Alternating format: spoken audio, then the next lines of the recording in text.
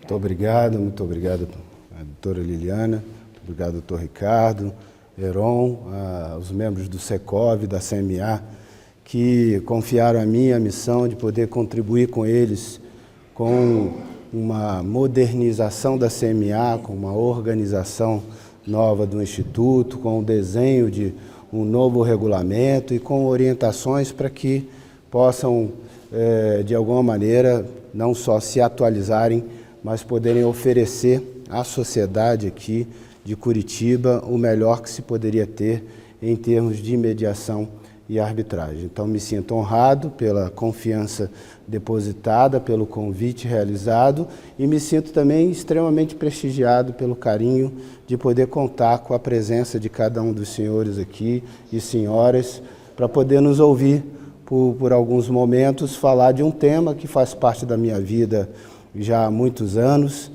Pouco depois da edição da Lei de Arbitragem, eu já estava debruçado sobre esse tema e vivi agarrado nesse assunto por todos esses anos e, portanto, claro que tenho uma visão já bem contaminada de gostar demais do assunto e olhar as coisas também com o aspecto positivo de quem gosta. Então, mas os senhores sabem fazer o filtro adequado e eu estou dizendo isso para falar que eu vou falar de vantagens do Instituto da Arbitragem. Isso não quer dizer que também não tenham questões que não sejam vantagens e que precisam ser consideradas e refletidas para um processo de tomada de decisão consciente, maduro, seguro, para que possam escolher pelo caminho, sabendo que estão escolhendo as implicações, as características deste caminho e que possam explorar esse caminho da melhor maneira possível, né?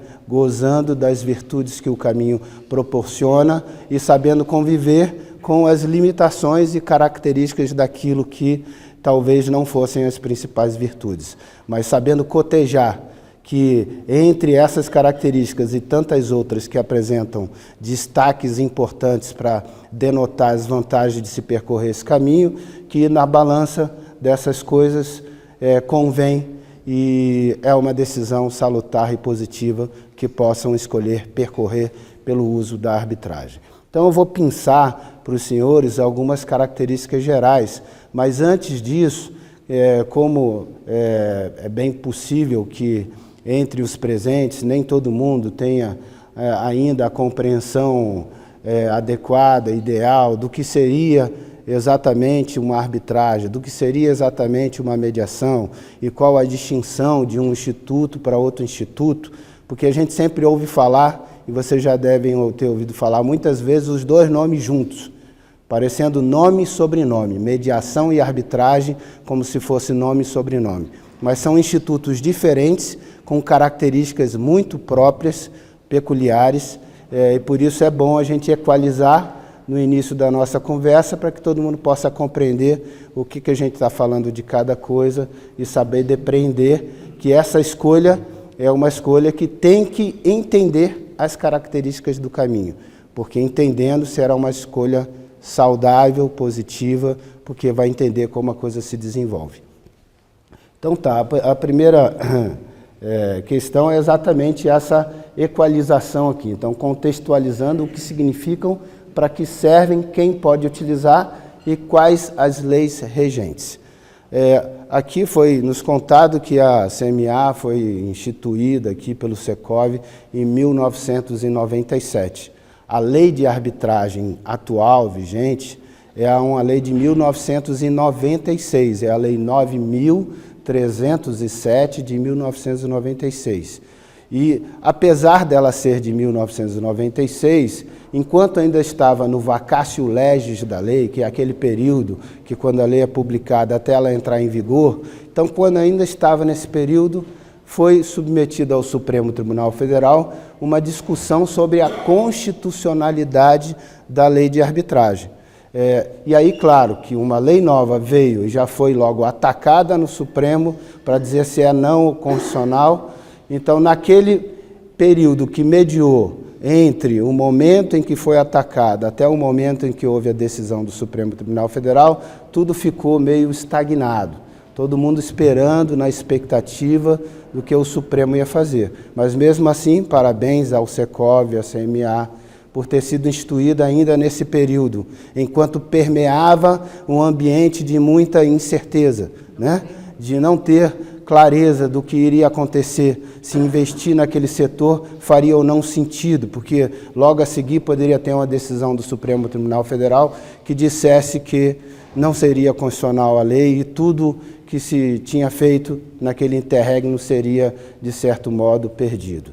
Então, são poucas as instituições que foram criadas nesse período e que se mantiveram vivas e que estão perenes até hoje. Então, já fica desde logo os cumprimentos, o que demonstra que foi uma decisão segura, concreta do que queriam fazer, querendo de fato oferecer uma boa solução para a sociedade aqui de Curitiba, do Paraná, e para o setor imobiliário. Bom, além desse aspecto, depois veio a lei de mediação, muito tempo depois. Embora o assunto mediação já gravitava, discutia, e em 2010 o Conselho Nacional de Justiça instituiu as políticas públicas do Judiciário sobre as soluções autocompositivas através da resolução número 125 de 2010 do Conselho Nacional de Justiça, onde se instituiu a mediação no âmbito do Poder Judiciário. A lei de mediação propriamente dita só veio em 2015, com a Lei 13.140 de 2015. Mas foram institutos que sempre foram falados. A mediação, então, ela começou mais tardiamente, no sentido, sobretudo, de uma lei regente, enquanto a arbitragem começou um tempo atrás. Eu falei que o Supremo levou um tempo para decidir sobre a constitucionalidade da lei, e em dezembro de 2001, o Supremo bateu o martelo e disse que a lei de arbitragem era constitucional, sim, e o assunto, então, ganhou áreas de vamos confiar e vamos desenvolver o setor da arbitragem. E de lá para cá, muita gente vem se dedicando a fazer realidade no Brasil. E embora muita gente ainda não tenha ouvido falar ou tenha ouvido pouco falar sobre a arbitragem, a grande verdade é que ela vem crescendo silenciosamente no Brasil desde então, crescendo de forma gradual e consistente, a ponto de colocar o Brasil numa posição de vanguarda internacional. Hoje é o segundo país no mundo que mais utiliza a arbitragem, inclusive nas principais câmaras de arbitragem do mundo, como a Câmara de Comércio Internacional de Paris. Já é o segundo país usuário de arbitragem. O que demonstra que o setor empresarial, e aqui tem muitos empresários, acreditaram, enxergaram que esse caminho era um caminho adequado, consistente, seguro, e investiram em explorar a utilização dessas ferramentas de solução para poder resolver eventuais conflitos que pudessem ter pela frente. Então, o Brasil está na vanguarda, apesar de ter desconhecimento, apesar de também ter seus problemas, não são só o perfume das rosas, também tem os espinhos aí a serem tratados e resolvidos, mas em que pese essas questões, ela vem se desenvolvendo. Se desenvolve de forma silenciosa, porque essa é uma das características da arbitragem que nós vamos falar logo a seguir, que é a característica da confidencialidade, assim como tem essa característica na mediação. Mas para a gente voltar ao ponto central desse slide, vamos então entender. Falou mediação e arbitragem como fosse nome e sobrenome, são coisas diferentes. O que é realmente diferente? Por que esses nomes andam juntos? Esses nomes andam juntos porque são institutos classificados como institutos que representam meios adequados de tratamento de disputas. Então, é como se quisesse listar todas as outras formas de solução de disputas, que não o caminho convencional do Poder Judiciário, e aí se colocou de um lado os meios adequados. Você vai ver conciliação, mediação, arbitragem, práticas colaborativas, dispute boards, negociação, e aí vai listar uma série de outras formas diferentes de solução de disputas, e os que mais se destacaram, que ganharam mais nome, foi mediação e arbitragem, por isso que esses nomes andam juntos, mas são bastante diferentes. A mediação é uma forma autocompositiva de solução de disputas, o que pressupõe que a solução daquela disputa será construída pelas partes. É um acordo celebrado entre as partes. Claro que organizado esse acordo, essa conversa, facilitada por um profissional que é o mediador, que ajuda as partes a dialogarem de uma forma mais produtiva, mais centrada na busca do consenso, tem ferramentas, tem etapas, percorre então toda a metodologia da mediação para, ao final, ajudarem elas a construir a solução consensual, que nem sempre será efetivamente alcançada, porque existem algumas variáveis e as questões dos interesses de cada lado que nem sempre conseguem ser realmente ajustados. E aí pode ser que saia um acordo, em boa parte dos casos consegue sair um acordo, mesmo quando não se acreditava no início que isso seria possível, mas essa é uma forma autocompositiva. A arbitragem, diferentemente disso, é uma forma que é classificada como heterocompositiva. O que isso quer dizer é que vai ter uma terceira pessoa, ou mais de uma, que vai ajudar essas partes a resolver o conflito. Primeiramente, ele também vai promover uma tentativa de diálogo, vai tentar fazer com que as partes cheguem a uma solução de consenso, mas meu celular aí foi, perdão, né? Então tá, vai tentar resolver essa questão também pelo diálogo, mas se isso não se mostrar efetivamente possível, o procedimento vai caminhar e este profissional vai dizer quem está certo e quem está errado e vai dar uma decisão que vai fechar o assunto. Então, dará uma decisão equivalente àquela que seria uma decisão dada pelo juiz em um processo público. É uma sentença que fecha o debate e que diz quem está certo e quem está errado. Então, essa é uma diferença bem importante da arbitragem para a mediação.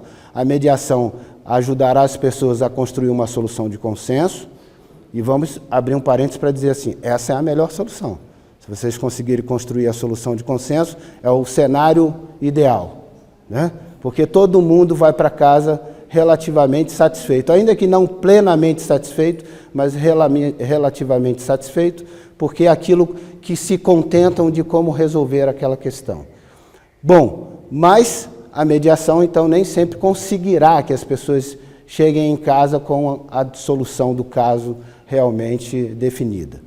A arbitragem vai entregar esta certeza, ou vão chegar a uma composição, não chegando, o árbitro decidirá quem está certo, quem está errado. Então, por isso é uma solução heterocompositiva, em que as partes estão entregando a uma terceira pessoa, porque elas querem entregar, não são obrigadas a entregar, estão entregando porque querem fazer, por vontade própria, e estão entregando para quem querem entregar para resolver aquela disputa, né? É o meu aí de novo? Não?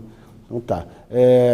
Querem resolver, entregam àquela pessoa e a pessoa vai dirimir o conflito. Então, esse é um desenho assim, bem simplificado, uma linguagem bem simples, para entender a diferença de um instituto para outro instituto.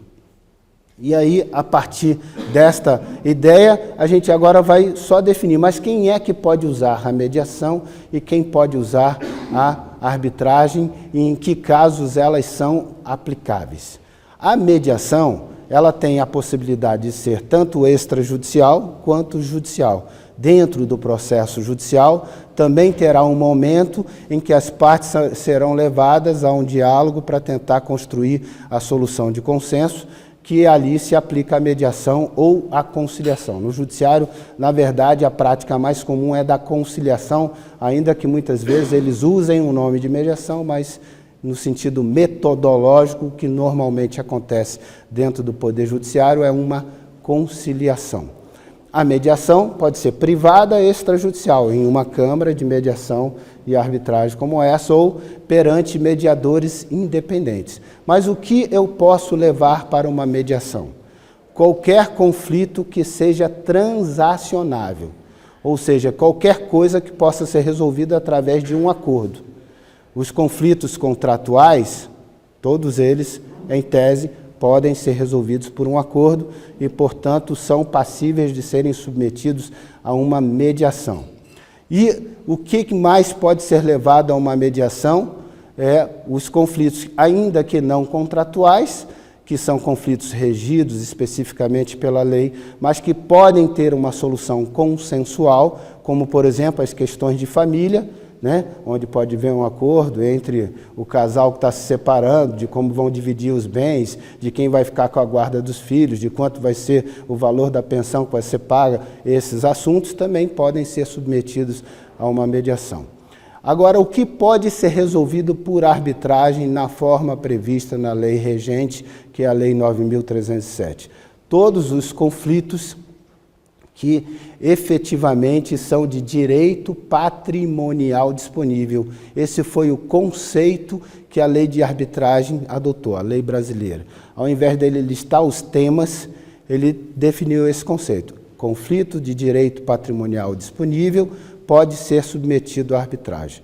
E isso significa, em termos práticos, qualquer conflito que decorra de uma relação que poderia ser submetida a um contrato, ainda que não tenha sido submetida a um contrato, qualquer conflito desta natureza pode ser submetido a uma arbitragem. E aí nós estamos falando das relações comerciais, prestação de serviço, empreendimentos, locação, compra e venda, relações de trabalho, sim, relações de trabalho entre patrão e empregado. Depois da reforma trabalhista, foi criado o artigo 507A na CLT, que prevê a possibilidade de que as relações de trabalho também possam ser resolvidas por arbitragem. Relações de consumo, mas relações de consumo pode. Eu ouvi falar outro dia que lá no Código de Defesa do Consumidor diz que tem uma cláusula, uma regra que entende que a cláusula de arbitragem é abusiva se tiver no contrato das relações de consumo. Apesar de ter esta previsão no Código de Defesa do Consumidor, o Superior Tribunal de Justiça já reiteradas vezes se manifestou de maneira pacífica de que a regra do Código de Defesa do Consumidor não afasta a possibilidade das relações de consumo serem submetidas a uma arbitragem e poderem ser resolvidas por um árbitro. Apenas aquela regra está lá no CDC para não empurrar a goela abaixo do consumidor a imposição de que tenha que ser por esse caminho. Mas se tiver condições de verificar que é vontade do consumidor também se submeter a esse caminho, então a questão fica superada e pode resolver por arbitragem. Então, todas as relações contratuais, de um modo geral, podem ser submetidas a uma arbitragem. E como que a gente faz a definição do caminho onde nós vamos resolver o nosso problema? Existem dois momentos que precisam ser objeto de reflexão. O primeiro grande momento, e um momento ideal, normalmente, é o momento em que eu vou celebrar a relação. Vou fazer um contrato com alguém sobre alguma coisa. Esse é o momento em que as partes querem fazer aquele contrato, as duas partes estão dispostas a fazer uma contratação entre si, estão de bem, estão interessadas, não tem um problema de comunicação entre elas, ao contrário, elas estão se comunicando muito bem, por isso estão confiantes em fazer aquela relação contratual. Então esse é o momento mais auspicioso, mais interessante, para que se possa prever o uso de uma convenção, que é uma cláusula compromissória, que pode ser uma cláusula compromissória de mediação, pode ser uma cláusula compromissória de arbitragem, e pode ser uma cláusula compromissória escalonada, que prevê a mediação e a arbitragem, ou que alguns também vão denominar como cláusula compromissória híbrida, que prevê mediação e arbitragem, inclusive junto e misturado. Não só um antes e outro depois, mas durante também, né? Então, essas previsões, o momento mais auspicioso é na hora que vai fazer o contrato. Aí prevê esta cláusula, as partes normalmente aceitam de bom grado, precisam ser, obviamente, esclarecidas do que significa essa cláusula, do que ela representa para o contrato. E ela representa o seguinte: se nós tivermos um problema nessa relação contratual que nós estamos celebrando, nós estamos decidindo aqui neste contrato e nesta cláusula que vamos encaminhar esse problema a ser resolvido por essa forma que nós escolhemos, ou a mediação, ou a arbitragem, ou as duas coisas, né? Sendo que, em sendo as duas coisas, a mediação vai tentar ajudar a resolver no acordo, se não conseguir, a arbitragem vai lacrar o assunto e vai resolver na decisão, dizendo quem está certo e quem está errado. É uma opção que vão fazer neste momento do contrato. Mas eu disse que seriam dois momentos. O segundo momento é o momento em que nós não tínhamos essa previsão lá atrás. Surgiu um ruído na nossa relação contratual. Estamos com uma divergência, um impasse para resolver. E aí, diante desse impasse, vamos pensar qual é a melhor maneira de resolver. Boa parte das pessoas, que bom que fazem isso, vão fazer um contato, vão conversar, tentar chegar a uma solução direta, negociada, né, para esse impasse. Nem sempre isso vai ser possível, muitas vezes não é, porque as pessoas estão chateadas, aborrecidas com o que aconteceu, cada um tendo uma visão diferente daquela questão, né, com a sua perspectiva sobre o caso, e nem sempre conseguem chegar ao entendimento consensual. E aí, então, vão percorrer aquele caminho que estava previsto no contrato, se estivesse, mas nesse contrato não estava previsto esse caminho. Aí eles avaliam, posso ir para o Poder Judiciário, que esse é o caminho, vamos dizer assim, convencional, posso ir para o Poder Judiciário. Aí todo mundo, quando pensa em ter que ir para a Justiça, já pensa nas dificuldades que um caminho como esse traz, né? Na chateação que isso representa, no gasto que isso representa, né? No tempo que isso pode demandar, né? Na protelação de ter uma solução definitiva, porque a gente sabe que um processo judicial pode perdurar por muitos anos. Então a pessoa começa a mapear se existem outras formas de resolver e ela encontra a mediação ou a arbitragem. Então, se ela quiser resolver esse assunto e não tinha a cláusula, ela pode sentar com a outra parte e fazer um novo acordo, não sobre o problema. Claro que se conseguirem fazer sobre tudo, ótimo. Mas se não conseguirem, ao menos um acordo parcial sobre como vão resolver aquele impasse.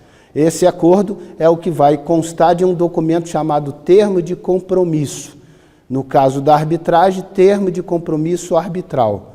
No caso da mediação, normalmente o nome recebido na boa doutrina é termo inicial de mediação, né? Então é um compromisso que elas estão fazendo agora, que nós vamos submeter esse impasse que a gente está, essa divergência, a uma mediação ou a uma arbitragem. Na medida em que ele aceite para a mediação, ele está aceitando que não deve ter a disputa contenciosa enquanto não resolver ou não percorrer a tentativa da mediação, e mesmo que alguém fure esse pacto e vá para o Poder Judiciário, se tiver escrito nesse documento que não pode ir, é uma cláusula que pode constar, que a lei de mediação autoriza desta maneira, com todas as letras. Se tiver previsto isso, o próprio juiz vai falar, para tudo, volte lá e faça aquilo que você combinou na sua cláusula de mediação ou no seu compromisso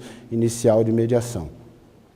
Se estiver previsto a arbitragem, bom, aí tem que se submeter à arbitragem. Se alguém tentar furar e for direto para o judiciário, a outra parte será chamada pelo juiz e ela vai falar, ó, seu juiz, isso não é para ser tratado aqui não. Nós firmamos um documento, né, uma convenção de arbitragem, e isso só pode ser resolvido na arbitragem. Ele vai mostrar essa convenção para o juiz, e o juiz vai dizer, realmente não é aqui que eu trato, encerro o processo, resolvam lá na arbitragem.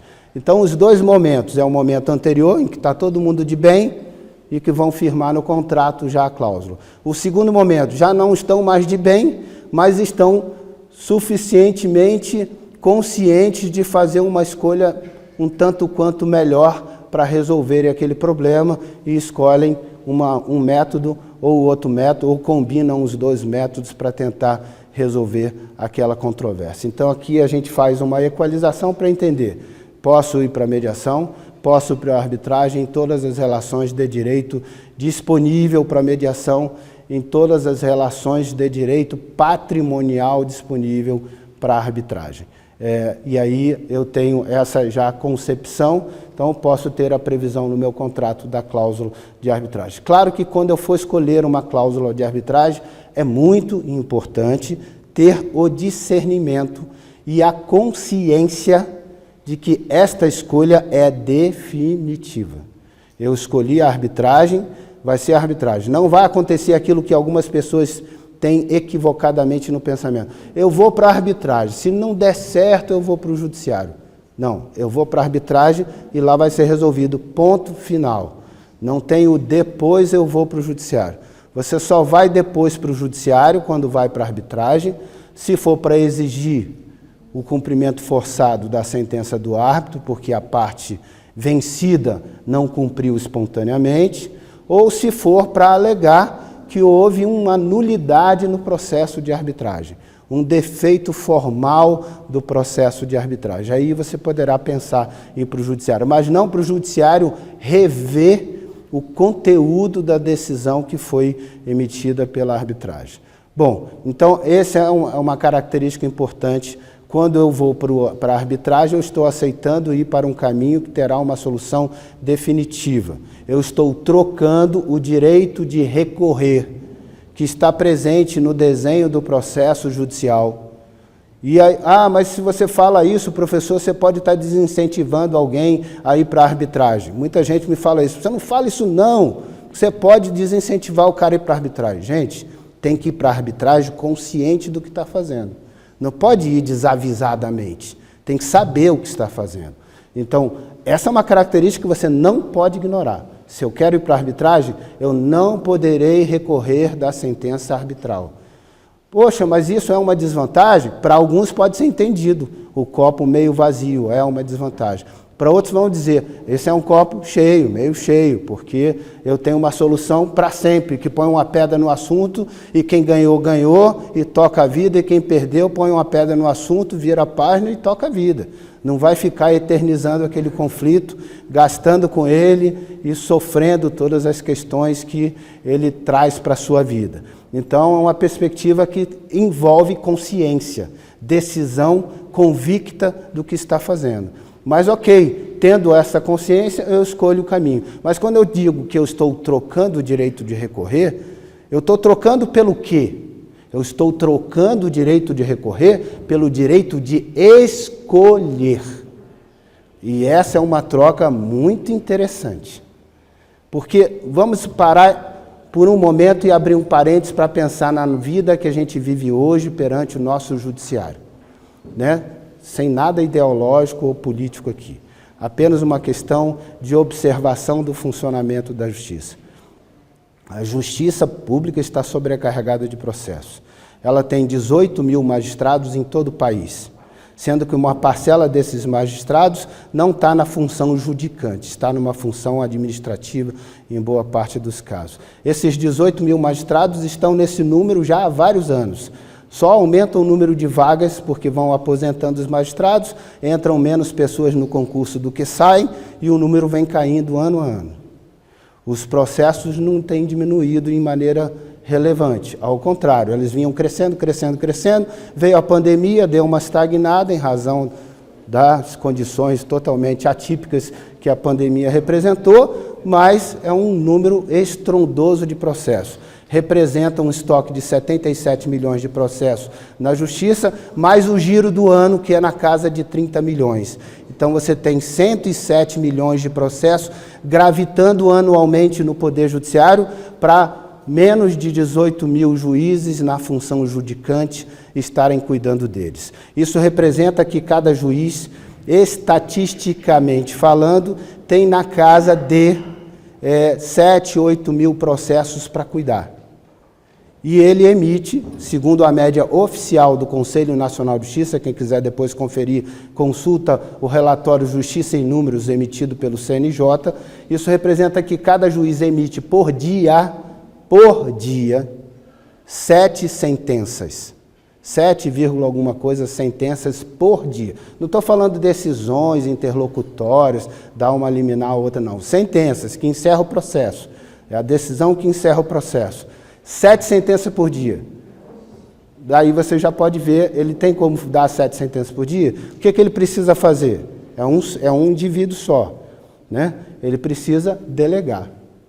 Então, aquela ilusão de que o juiz vai cuidar do seu processo, vai olhar com carinho, atenciosamente, ele até quer fazer isso, não é falta de boa vontade dele, não. Meu pai é magistrado, tá? Estou falando assim, fica parecendo que eu estou contra o judiciário. Meu pai é juiz, né? É desembargador do Tribunal de Justiça do Distrito Federal. Então, não é nada contra o juiz, muitíssimo ao contrário. Reconhecemos que eles fazem um trabalho hercúleo, mas estão limitados pelas contingências do sistema.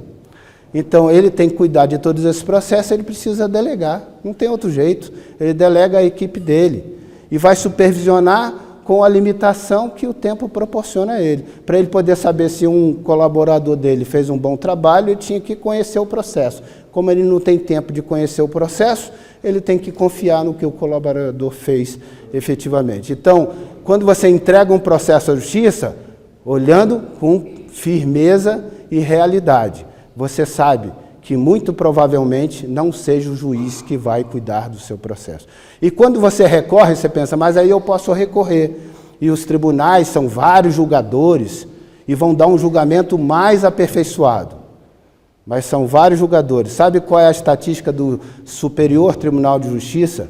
Cada ministro do STJ são 33 ministros.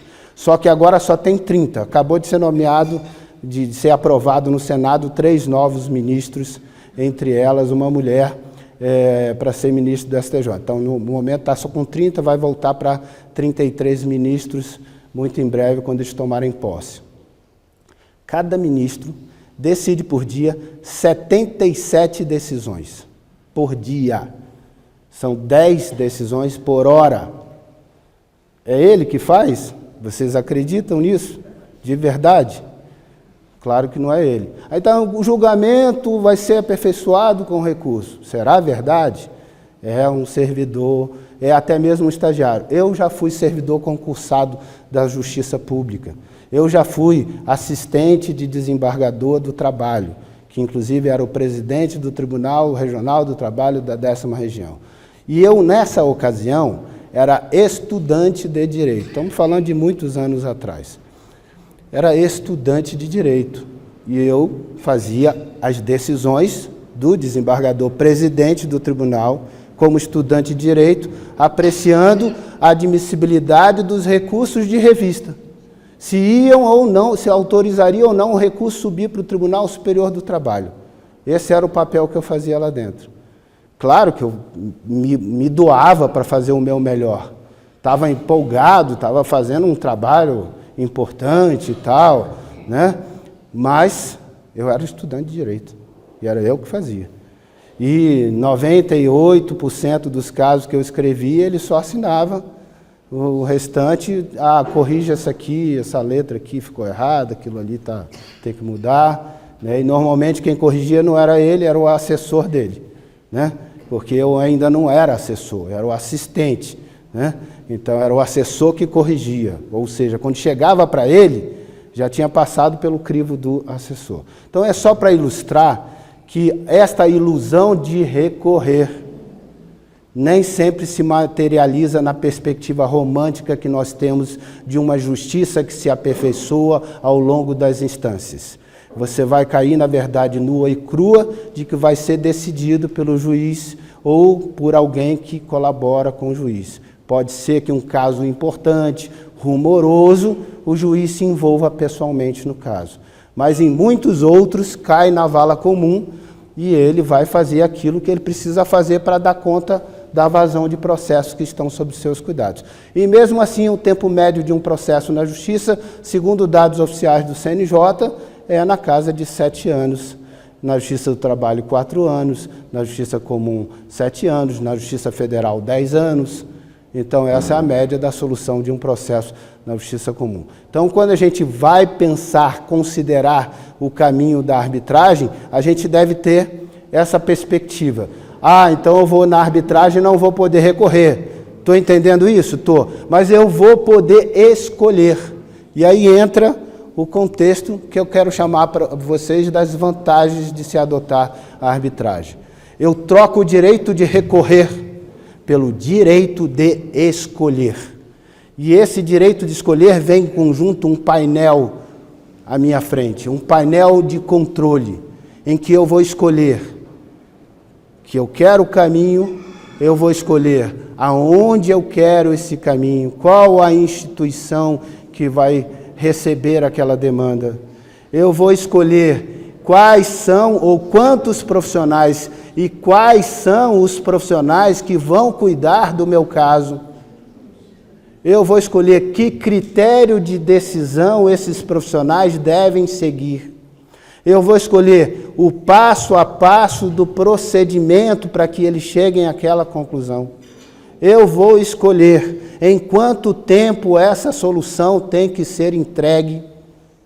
Então, eu tenho um painel de controles enorme. O que muitas vezes acontece é que quem está indo para a arbitragem está indo sem o suficiente discernimento do que o caminho lhe proporciona. É mais ou menos como você comprar um smartphone super top de linha, com todos os recursos maravilhosos, e você só usar ele para telefonar. Eu acho que ninguém mais usa o smartphone para telefonar, né? Mas você só usa ele tem milhões de recursos ali. A arbitragem está te dando isso. Se você não usa, aí é uma questão da sua decisão de não se preparar, né? De não buscar quem te oriente, quem te esclareça, treine, te prepare para você usar esse caminho no seu potencial, explorar os recursos que esse caminho te proporciona, e são muitos e são muito bons. Então, quanto melhor as escolhas que você fizer neste painel de controle, muito melhor será a conclusão que você vai colher ali na frente com a sentença arbitral. Isto é fundamental, é super importante. E nem sempre, mesmo os advogados, não estão ainda suficientemente, às vezes, compreendendo a amplitude disso. E é natural que não compreendam. Por que é natural? Primeiro, os advogados, quando estudaram e boa parte deles se formaram, esse assunto passava longe da Faculdade de Direito. Não era abordado sequer na Faculdade de Direito. Então, eles não se formaram entendendo isso. Aí também não foram estudar a lei paralelamente, alguns foram, outros não, para entender isso. E eles estão com o mindset da justiça pública. O mindset, o pensamento deles está calçado de como funciona a justiça pública. E como funciona a justiça pública? Você entra com um processo, vai para um juiz qualquer que a lei estabelece como competente para tratar daquele caso, você não pode recusar o juiz, você não escolhe nem a justiça, nem o fórum, nem o juiz. Você não escolhe nada e também, mesmo que não queira aquele juiz, caiu nesse juiz, meu Deus, vai ser ele mesmo, né? Pode fazer suas orações, porque vai ser ele mesmo e pronto. Você não tem como tirar ele, a não ser que tenha um motivo assim, super top de impedimento ou suspeição que a lei estabeleça, mas se não tiver algo cabal para demonstrar, vai ser ele e pronto. Então, o mindset dos advogados é, eu não sei escolher, eu não estou acostumado a escolher, eu ainda tenho que aprender, desenvolver as minhas habilidades e competências para fazer as escolhas. Então, essa é uma perspectiva que, inclusive, muitos colegas aqui, advogados, podem estar presentes aqui, e a gente convida, reflitam, introduzam isso no seu ofício profissional, exercitem esse direito de escolher. Se você pegar filmes americanos antigos, até porque o sistema de justiça pública nos Estados Unidos já é assim há muitos anos, eles escolhem um jurado. Você já viu aqueles filmes que eles ficam reunidos para discutir quem vai ser o jurado? Aí contratam uma assessoria para pesquisar a pessoa do jurado? Para saber se põe aquele jurado, se não põe aquele jurado, eles já desenvolveram uma habilidade, né, uma destreza de fazer isso que o brasileiro ainda tem que desenvolver, que ainda está no percurso de desenvolver. Mas é isso, você está entregando às partes e aos advogados esse painel de controle. Se ele vai apertar só o on e off, ou se ele vai usar cada botãozinho que tem nesse painel de controle, é ele que vai decidir. Se ele usar cada botão e equalizar tudo certinho, ele vai ter um som espetacular. Se ele não regular, o som vai ficar o grave estourando, o agudo irritando, porque ele não regulou os botões que poderia regular. Então é isso. Aí ele não sabe regular, vamos buscar quem ajuda para fazer a regulagem adequada, e assim eu exploro o melhor que o equipamento que eu estou contratando pode me proporcionar. E o equipamento aqui é o caminho da arbitragem. Eu exploro o melhor e é isso que a gente quer dizer. Então, outras características que também são vantagens importantes que precisam ser consideradas o processo é mais ágil. Mas como assim o processo é mais ágil? Ele é mais ágil porque a lei de arbitragem diz o seguinte: o processo deve durar o tempo que as partes configurarem lá naquele painel. Mas, esse meu caso precisaria ser resolvido em 90 dias, precisa ser resolvido em no máximo 1 ano, em 6 meses. É o tempo que as partes quiserem. Então, o bacana da arbitragem é que ele te entrega atendendo à sua expectativa de tempo. Se eu não usar o botão, eu vou definir a regra que já é padrão. A regra padrão da lei é 6 meses. Se as partes não convencionarem nada, será o padrão que a lei estabeleceu, 6 meses. O que já é excelente. Muitíssimo melhor do que os 7 anos que a gente acabou de falar, né? Então tá. Mas o que muitas vezes acontece, eu vou usar a regra da Câmara. Quando você escolhe que vai usar a regra da Câmara, então vai ser a regra da Câmara, porque é uma escolha que você fez. Não vai ser os 6 meses da lei, vai ser a regra da Câmara. Então, por isso que, além do painel de controle, você precisa estudar as escolhas que você vai fazer. Eu vou escolher a Câmara, eu preciso conhecer a Câmara, não só a sua credibilidade, a sua solidez, se é perene, se não é, mas o seu regulamento, a sua proposta econômica e os profissionais que a compõem, tanto o corpo dirigente quanto o corpo de especialistas, os árbitros e os mediadores que estão lá.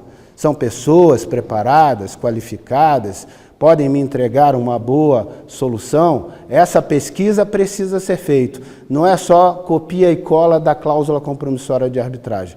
Não façam jamais o copia e cola. Sempre analisem. Por mais que a Câmara seja conhecida e famosa, às vezes ela é conhecida e famosa e muito boa e espetacular para um universo de questões, mas para o outro ela pode ser inadequada. Então você precisa entender as características de cada entidade para ver se ela tem soluções adequadas para o problema que você quer resolver. Aí você vai fazer uma escolha feliz, uma boa escolha. Então, o processo é ágil, comparativamente, já falamos, e ele vai atender a sua expectativa de tempo. A economia é relevante pela redução do tempo. A gente sabe que tempo é dinheiro. Isso é uma frase para lá de batida e é uma frase super verdadeira. Então, se tempo é dinheiro e o processo é ágil, você tem ganhos, ou porque poupa, ou porque recebe mais rápido aquilo que tem direito a receber. Então, de qualquer maneira, vai trazer economia, um resultado econômico importante para você. Maior previsibilidade. Por que maior previsibilidade? Vocês já devem ter ouvido falar várias vezes um dito popular que diz que cabeça de juiz e bumbum de neném, ninguém sabe o que vai sair. É uma frase que ficou para lá de conhecida. Porque não tem muita previsibilidade. É claro que essa é uma coisa que nos incomoda.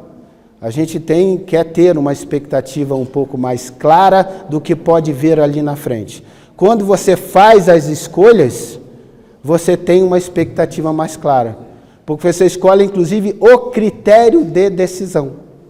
Então, você tem como ter uma previsibilidade maior. Primeiro, você prevê em quanto tempo vai terminar. Isso já é, a nível de planejamento, algo fundamental. Segundo, além dessa previsibilidade, do tempo e do custo que isso vai representar, porque você sabe quanto vai custar quando termina, então você tem como ter o orçamento de quanto isso representa, você também tem uma chance maior de uma previsibilidade do próprio resultado pelas escolhas que você vai fazer lá atrás naquele painel de controle. Segurança jurídica. A lei brasileira é uma lei reconhecida internacionalmente como uma ótima lei. O judiciário brasileiro já foi chamado N vezes para tratar questões envolvendo o tema arbitragem e, na esmagadora maioria das vezes, salvo uma situação anômala do próprio caso, mas em linhas gerais, o judiciário tem sido muito proativo em confirmar a segurança jurídica da arbitragem. Então, quando eu tenho uma sentença arbitral e os casos de anulação, embora atualmente a gente ouça um pouco mais notícias falando de ações que entraram para discutir nulidades, quando você vai apurar os detalhes, os casos de anulação de arbitragem são inferiores a 1%. Inferiores a 1% dos casos que são submetidos para a deliberação. Então, a gente então já percebe também que há uma percepção de que as sentenças são válidas e que elas devem ser prestigiadas e respeitadas. Então, portanto, nos dá segurança jurídica. E não prolonga a discussão em processo de várias instâncias, o que aumentaria a imprevisibilidade. Porque aí a gente vê que o próprio Supremo, né, de manhã decide uma coisa, de tarde outra, aí passa 6 meses, vem uma decisão completamente diferente daquela que ele tinha tomado. Ou seja, mesmo as instâncias superiores, elas são muito instáveis na estabilização dos entendimentos. Os entendimentos são dinâmicos demais, depende não só da composição desses colegiados, mas até mesmo do humor e talvez, quem sabe, até do momento político que a sociedade esteja vivendo. Isso acaba tendo peso e reflexo nas próprias decisões da justiça. Então, essa insegurança que várias esferas decisórias representa, acaba que deve ser considerado nessa avaliação do caminho a ser percorrido. Outros itens que eu elenquei aqui como vantagens é a confidencialidade. Sim, o procedimento de arbitragem, assim como de mediação, a priori são confidenciais. Claro que essa confidencialidade é pactuado entre as partes,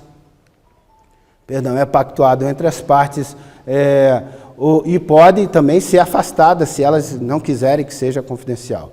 E também não se aplica essa confidencialidade nos casos que envolvam a administração pública como parte, né? Pela questão de ter que se respeitar o princípio da publicidade quando uma das partes é um ente da administração pública, conforme estabelece a Constituição Federal, e a própria lei de arbitragem tem a exceção para isso.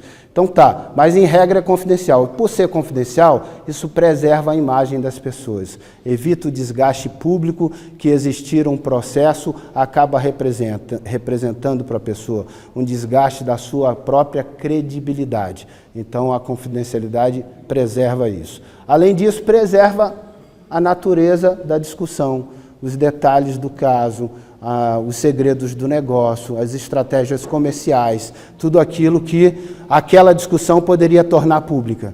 Então, com a confidencialidade, aquilo fica adstrito aos limites das próprias partes e advogados e árbitros que atuam naquele caso e não podem ser repercutidas externamente, né? Alto índice de cumprimento das sentenças. É muito interessante isso. As sentenças judiciais, em linhas gerais, não são respeitadas de imediato. Nada contra o judiciário, é apenas uma observação das estatísticas isso. Elas não são de pronto respeitadas. Elas serão respeitadas em algum momento, mas de pronto elas não são respeitadas. As pessoas sai a sentença, nem consideram cumprir, consideram recorrer. Sai a sentença, eu vou recorrer. Se eu fui vencido, eu vou recorrer. É o primeiro impulso de todo mundo quando tem uma sentença judicial que não tenha lhe sido favorável.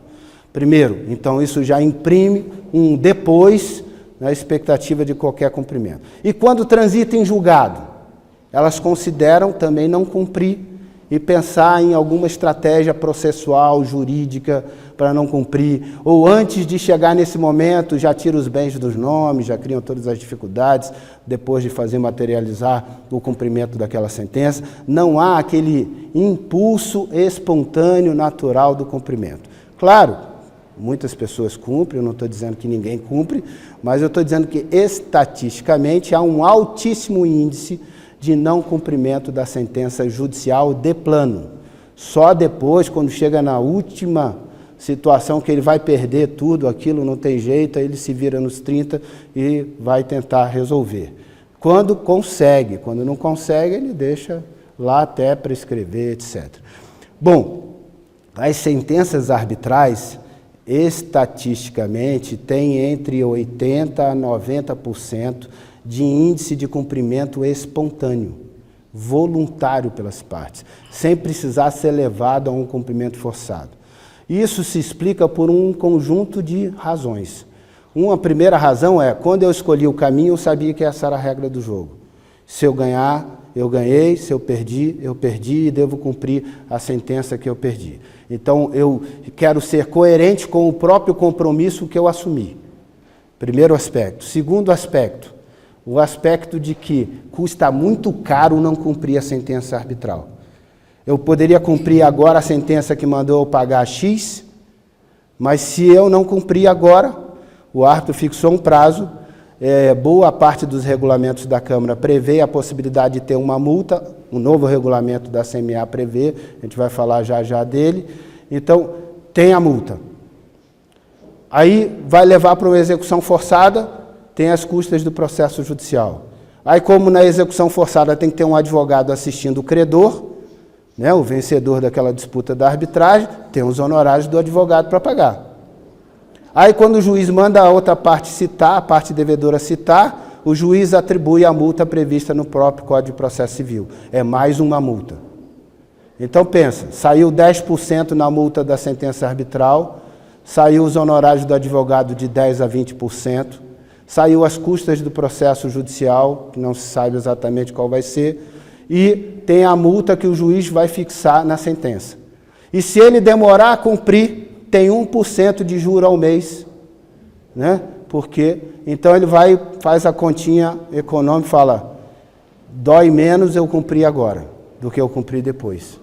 Cumprir depois vai custar 30%, 40% mais caro, se eu cumprir logo, e se eu demorar, pode dobrar, triplicar esse valor, a depender do tempo que eu leve a cumprir.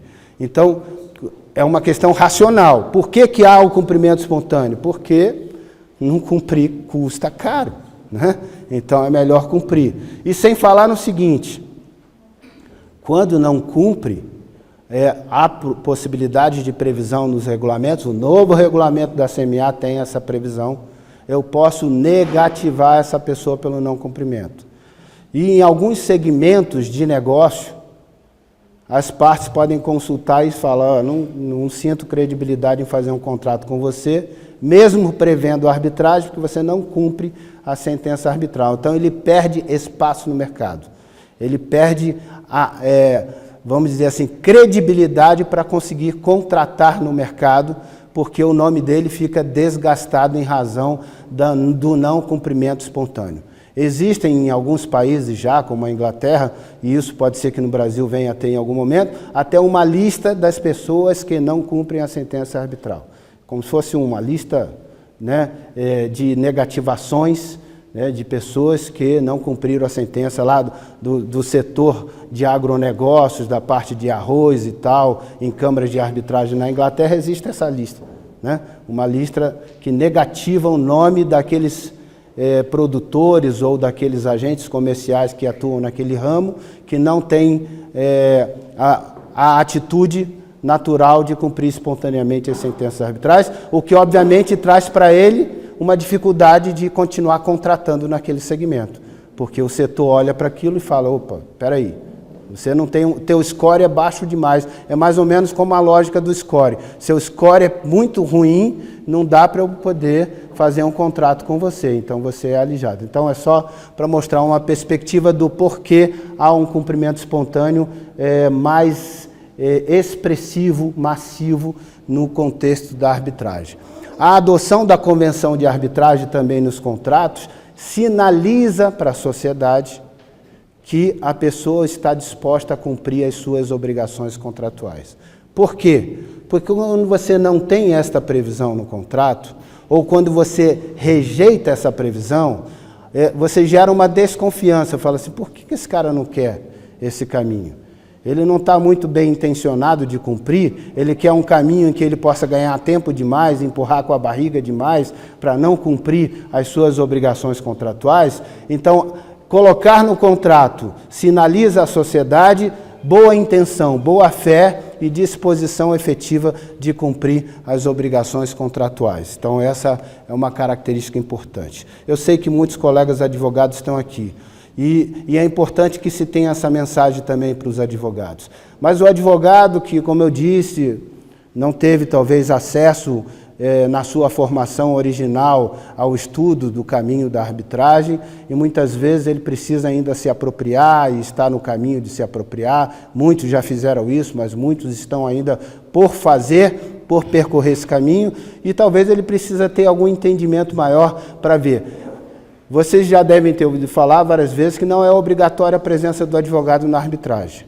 E esta previsão da lei de arbitragem, que é uma previsão comum nas arbitragens do mundo inteiro, não é só do Brasil, não é uma característica da lei brasileira, é uma característica mundial, não significa dizer que o advogado não seja bem-vindo e até mesmo desejado no ambiente da arbitragem. Ele é bem-vindo e desejado. Nós teremos uma sentença arbitral irrecorrível. Entenderam isso logo que eu falei logo de cara, já falei logo uma coisa que poderia ser percebida como desvantagem para vencer esse embaraço. Ok, é irrecorrível. Quanto mais você juntar os melhores argumentos, as melhores estratégias para convencer o árbitro, muito melhor. E você tem mais chance de conseguir fazer isso se você tiver assistido, assessorada por um bom advogado, né? Então, os advogados são muito bem-vindos na arbitragem. Sempre que forem para uma arbitragem, chame o advogado para te ajudar, né? E é importante entender que, para o advogado, considerar o caminho da arbitragem para esclarecer ao cliente dele, para orientar o cliente dele, até porque hoje é um dever da advocacia, previsto tanto no novo Código de Ética dos Advogados, quanto previsto no Código de Processo Civil, no artigo 3º, parágrafo 3º, é dever do advogado estimular o uso dos outros meios de solução. Está lá estampado expressamente como dever. Então, ele não só porque está cumprindo o seu dever, mas porque ele está oferecendo uma alternativa muito interessante para que aquela parte considere para resolver da melhor maneira o seu problema. Então, é parte do seu trabalho entender que ele tem que oferecer as melhores soluções para o seu cliente. Então, quando ele considera oferecer o caminho da arbitragem, ele está cumprindo na essência o seu papel e oferecendo o melhor. E pense, o seu cliente vai ficar mais ou menos satisfeito se você tiver encaminhado ele para um caminho melhor ou para um caminho pior, né? E ele mais satisfeito fideliza mais com você, né? Tem a chance de continuar confiando no seu trabalho, te contratando para outras missões, para outras situações. Então, é importante que o advogado considere isso no seu plano de negócio para entender. Entrega uma solução eficiente. Tem previsibilidade quando termina. Muita gente não para pensar, mas um advogado, ele tem custos operacionais. Ele tem que pagar o sistema de publicação, ele tem que pagar a assinatura eletrônica, ele tem que pagar um monte de coisa, a secretária, os estagiários, né, os advogados colaboradores, o aluguel, o condomínio. Cada processo, com esse custo permanente que ele tem, se ele parar para fazer uma análise econômica do seu trabalho, ele vai ver que esse custo permanente tem que ser dividido pela quantidade de processos que ele tem, para ver quanto cada processo custa para ele. Agora, se esse processo levar 5 anos, ou se esse processo levar 6 meses, o custo dele vai ser maior ou menor, em um e outro caso. Então, se ele cobrar o mesmo valor de honorários, e resolver em 6 meses, que ele tem um custo operacional de 6 meses, ou resolver em 5 anos, que tem um custo operacional de 5 anos, o resultado líquido para ele, cobrando o mesmo valor, é muito melhor, indo por um caminho mais eficiente. E sem falar que um dos principais motivos do advogado perder cliente é o desgaste da relação, em que o processo demora, e demora, e demora, e o cliente liga para ele, e o meu processo, como é que está? E ele tem que dar, e daqui a pouco o cliente está lá aborrecido, aí fala de maneira meio hostil com ele, meio grosseira, aí ele também está num dia ruim, não está com aquela paciência toda, responde também à altura dessa hostilidade, e a relação se esgarça. Aí daqui a pouco o cara acha que o advogado dele é péssimo, é o pior do mundo, e que quer trocar de advogado. Então, quantos advogados são trocados ao longo dos processos judiciais? Às vezes você pega um processo de 7 anos e vai ver que a parte trocou de advogado 3, 4 vezes. Agora, qual a chance disso acontecer num processo de 6 meses? É muito menor, mas muito menor. A chance de fidelizar, de você começar e terminar o processo, tendo aquele cliente, é muito maior quando o processo é curto, quando ele é expedito, diligente. Então, na perspectiva do advogado, considerar um caminho que não só traz economia para ele, traz um resultado líquido melhor, oferece uma solução que o cliente vai ficar mais satisfeito com ele e que efetivamente minimiza os riscos dos desgastes da relação profissional, advogado, cliente, é tanto quanto melhor para ele também. Então essa é uma perspectiva que a gente chama atenção para que a gente possa perceber que de fato é interessante também para a advocacia considerar e recomendar o caminho da arbitragem, né? Bom, nós falamos aqui das características gerais e eu preciso dizer para vocês que a CMA, comprometida em procurar se modernizar, se atualizar, oferecer uma solução cada vez melhor, embora até aqui tenha uma história de sucesso, com boas soluções, com processos rígidos, perenes, que basicamente não tiveram nenhum tipo de ataque relevante vindo do judiciário, ou seja, que foram mantidos e etc. Tem um corpo de árbitros também comprometido, interessado, que vem fazendo um bom trabalho. Isso não pode ser suficiente para se acomodar. Tem que estar desafiado e desejoso de fazer cada vez mais e melhor. E é isso que eles querem e por isso eles estão buscando, né, a ajuda e estudar e pesquisar e ver o que tem de melhor para oferecer para a sociedade. E é isso que está por fazer ao lançar um novo regulamento que traz um incremento não só de modernização, mas trazendo elementos caros e importantes da arbitragem a um nível muito mais elevado do que as regras atuais vinham proporcionando. Então, uma das características importantes das novas regras é que ela prestigia a autonomia de vontade, mas ela prestigia num nível elevadíssimo. Ela celebra a escolha das partes. Aquele painel de controle não é só um detalhe, não. Ela vai lançar luz sobre o painel, vai dizer, ó, vem aqui para o painel, vem assumir o comando do painel, eu te ajudo a você ver os botõezinhos que você tem para mexer aqui, para você fazer as boas escolhas. Então ela lança a luz sobre isso, te chama a atenção, abre o momento, a fase e te ajuda a fazer um bom trabalho em relação a isso. Ela potencializa a busca do consenso. Ela cria uma fase inicial, não é aquela fase da audiência só de conciliação, de vamos ver se tem acordo, é muito mais do que isso. Ela abre uma fase de negociação online, assíncrona, com estímulo econômico, em que na medida em que as partes cheguem a um acordo naquela fase, tem um desconto substancioso nos custos que terão para resolver aquele problema. Então ela dá a sua contribuição econômica para lançar luz. Mas ela não faz só isso, não. Ela põe facilitadores para ajudar as partes a ter um diálogo mais produtivo e eficiente na busca desta solução consensual. Então, ela imprimiu todas essas novidades e fez mais, adotou critérios modernos para simplificar o procedimento, fez o processo digital 100% digital, estabeleceu formas novas de comunicação com as partes e advogados para tornar isso muito mais ágil, moderno, né, e dinâmico, e, portanto, agilizando os procedimentos. Estabeleceu um cronograma mais objetivo de como o procedimento deve se desenvolver, com prazos previamente demarcados e que vai dar, portanto, uma visão de plano de quando essa arbitragem vai poder ser concluída com mais clareza e transparência. Maximiza os estímulos ao cumprimento espontâneo. Adotou a tal multa que pode o árbitro estabelecer se a parte não cumprir espontaneamente a sentença no prazo que ele fixar na própria sentença. Então, ela cria um estímulo econômico para o cumprimento espontâneo. Mas, mais do que isso, também adotou a previsão de que isso pode ser objeto de negativação.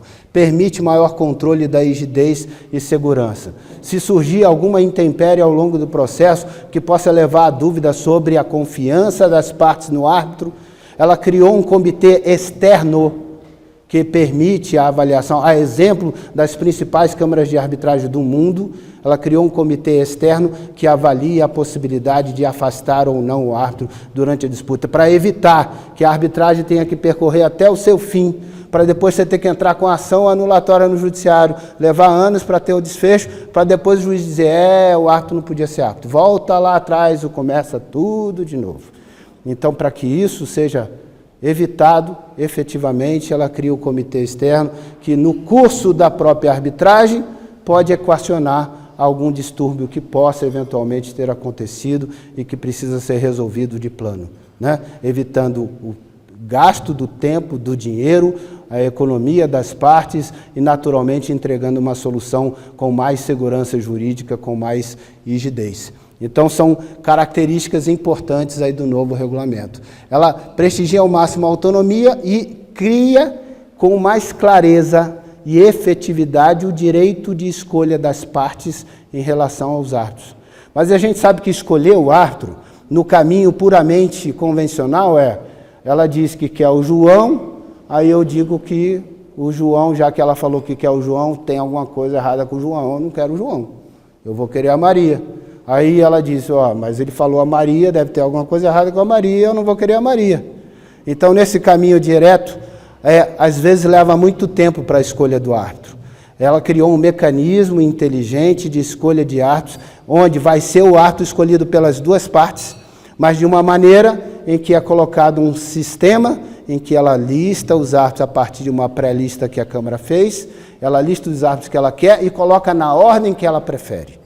A outra parte lista os árbitros que ela quer e coloca na ordem que ela prefere. E depois a Câmara junta as duas listas, compara as duas listas, tira os nomes que não são coincidentes, verifica só os nomes coincidentes, ou seja, que foram aceitos pelas duas partes, e ordena eles a partir do critério matemático da ordem de preferência, onde ranqueou com pontos os árbitros que foram listados. E no final, com uma equação dinâmica, apertou um botão do Excel, vai resolver. Com uma operação dinâmica muito eficiente, ela chega a um ranking final com os árbitros escolhidos pelas partes, aproveitando a preferência das partes. Então, ela dinamiza um processo que poderia levar meses e torna ele resolvido em 10 dias. Né? Então, em 10 dias, você tem todo o processo percorrido com a escolha efetiva, maximizada das partes. Então, leva a máxima potência. Não é só no discurso que a gente prestigia a autonomia de vontade. A gente materializa essa autonomia de vontade, chamando as partes para assumir o painel de controle e executar bem esse painel de controle. E estabelece a fase inicial de negociação online, como nós falamos, para prestigiar a busca do consenso. Tem um processo 100% digital numa plataforma com auditoria técnica para poder garantir a segurança jurídica e a proteção dos dados que são ali disponibilizados na plataforma e recomenda a participação. A lei não recomenda, a lei não diz que tem que ter os advogados. O regulamento da CMA recomenda às partes que sejam assistidos por advogado. Não obriga, porque isso não poderia fazer, mas recomendar, recomenda. Mas mais do que recomenda, prestigia os advogados, contemplando no seu regulamento a previsibilidade dos honorários de sucumbência, para que eles não enxerguem na arbitragem um caminho onde vão perder dinheiro. Eles vão enxergar na arbitragem e vão poder oferecer para o cliente dele uma orientação despida do conflito de interesses advogado. Ou seja, o que é melhor para o cliente dele? É melhor a arbitragem porque é melhor a arbitragem para aquele caso? Então ele vai oferecer o caminho da arbitragem como uma boa orientação. E ele não vai falar para ele, é melhor a justiça pública, porque lá na justiça pública, que eu não vou falar para o cliente, eu vou ganhar meus honorários de sucumbência. Ele não fica nesse conflito de interesses, em que ele tem que abrir mão do seu próprio interesse econômico para fazer bem o seu trabalho. Não, isso está despido, o conflito de interesses, está contemplado no regulamento, a possibilidade de que também seja previsto. E quem é que vai pagar esses honorários de sucumbência? Quem estiver errado. Somente quem estiver errado. Não vai pagar os honorários de sucumbência quem está certo. Quem está certo naquela razão do que vai ser decidido na arbitragem, não vai ter que pagar o honorário de sucumbência nenhum. Mas quem está errado, que causou todo aquele problema, que precisou ter o processo, é que vai arcar com esse ônus, o que é nada mais natural e justo que aconteça. Né? Então, isso é para sinalizar. Além disso, tem a previsão do comitê, que eu falei, o domicílio contratual eletrônico. Esse é um problema que é possível que muitos dos senhores já tenham vivido. Localizar o bendito devedor. Esse é um problema que é uma pedra no sapato de muita gente. O cara some, se era um inquilino do imóvel, saiu do imóvel e agora sabe-se lá para onde ele está e fica infinitamente buscando. Então, a Câmara adota no regulamento a perspectiva de poder se utilizar o domicílio contratual eletrônico. E ela desenhou uma nova cláusula padrão para sugerir aos usuários da Câmara que adotem essa cláusula, e nessa cláusula ela estabelece o negócio contratual, o negócio processual previsto na lei civil e na lei processual civil como possíveis e admissíveis para estabelecer e convencionar o domicílio contratual eletrônico. E o que isso vai representar na prática? Acabar com a pedra no sapato. Você vai comunicar a pessoa no domicílio oficial e contratual eletrônico.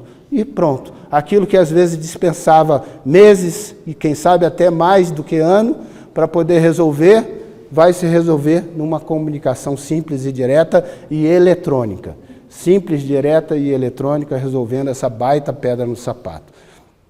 O procedimento é enxuto. Se você pegar o regulamento e olhar cada etapa do processo, se todas as etapas forem percorridas, o processo vai variar de 100 a 180 dias, o que representa 6 meses. Né?